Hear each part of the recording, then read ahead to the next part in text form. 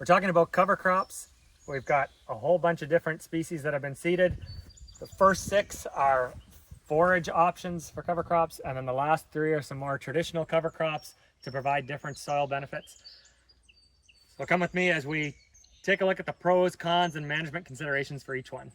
Hey, we've got spring triticale here, talking about this more in the context of winter cereal actually, and how that could fit as a double crop option ahead of corn, soybeans, or potentially other crops.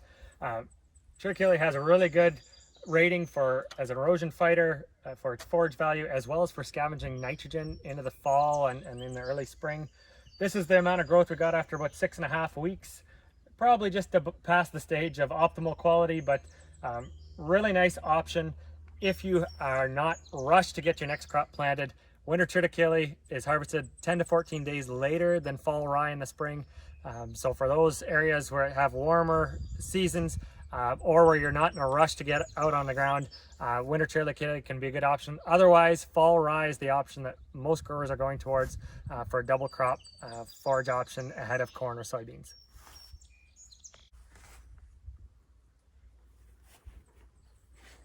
Next option is oats. This is a very common cover crop forage option after winter wheat.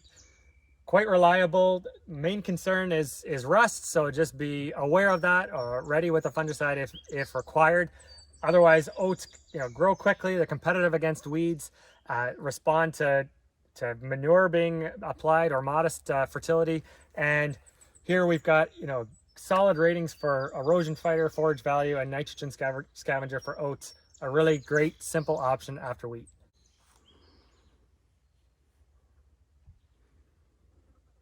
Next up is forage turnip.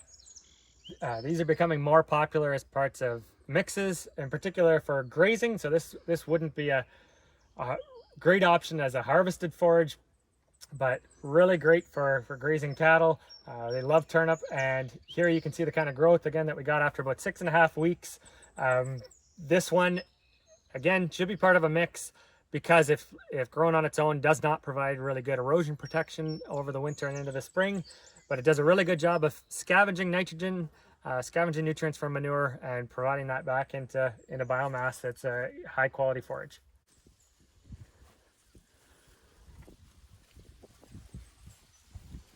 Sorghum-sudangrass is growing in popularity in some parts of Ontario. It's an option after winter wheat harvest or as an annual forage on its own with multiple cuttings throughout the season.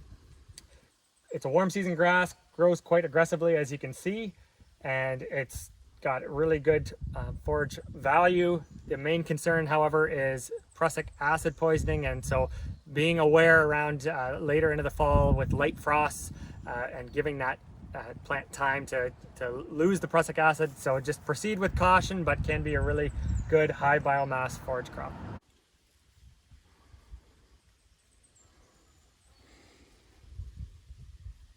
Pearl millet is another forage option. Also can be grazed, and it's warm season grass. Nice showy leaf material here. Does a good job scavenging nitrogen as well with its root system, and if it's not fully harvested, can provide some decent erosion protection. So pearl millet, not the most common forage species grown in Ontario, but can be a really nice option as part of a mix or on its own.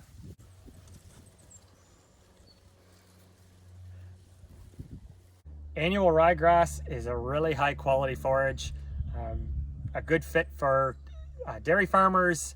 It in this case was seeded at 20 pounds per acre. You can see the really vigorous growth that we've got here. This annual ryegrass was seeded just 2 weeks ago. It has a really high ratings for erosion fighting, forage value, and nitrogen scavenger. So it's a top-notch cover crop.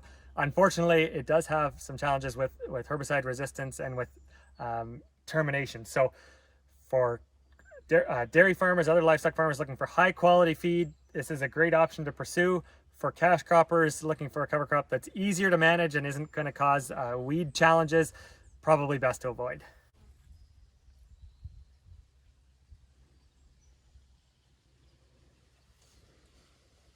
Oats and tillage radish, a really common cover crop mixture.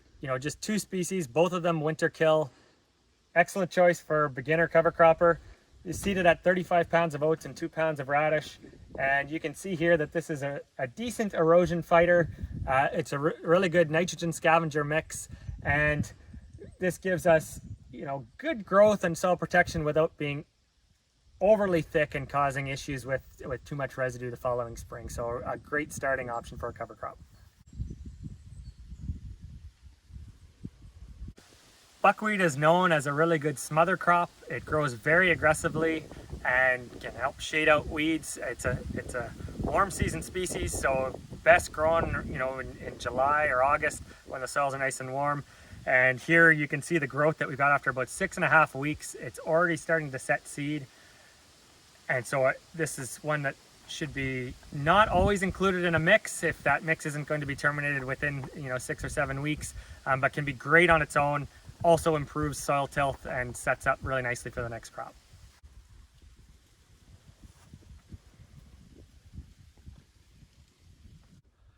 And finally, we've got tillage radish. So very popular cover crop in recent years. This tillage radish grown in the summertime, again, about 6.5 weeks ago. And you can see that at this time of year in July, we get that cover crop going, bolting and setting seed. So typically it's recommended to seed tillage radish after August 1st in Ontario so that we just get vegetative growth. But it is very fast growing, competes with weeds very well. The only downside with tillage radish is that it leaves very little residue over the winter. So we want to include it in a mix with something else like oats.